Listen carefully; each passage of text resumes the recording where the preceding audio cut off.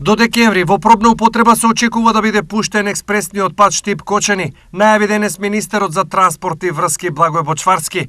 Сите проблеми кои се појавиле и ја кочеа изградбата веќе се надминати, така што роковите за негово завршување се реално предвидливи, истакна Бочварски. Една постапка за експроприација која што одзеде повеќе од планираното време, таа денеска е завршена.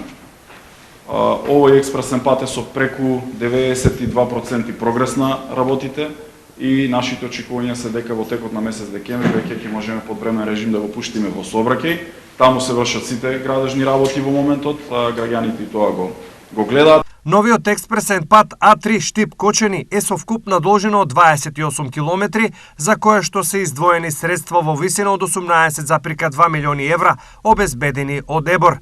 Неговата изградба беше поделена во две фази: Штип-Крупиште во должина од 14,3 километри, која што е завршена во 2020 година, и Крупиште-Кочани во должина од 13,75 километри.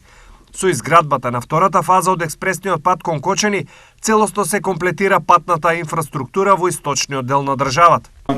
Источниот регион од најзапоставен регион, денеска е регион во кој што патната инфраструктура за пример во државата, и сега го следиме чекорот и во останатите региони да постигнеме уште повисоко ниво на изградба на патната инфраструктура.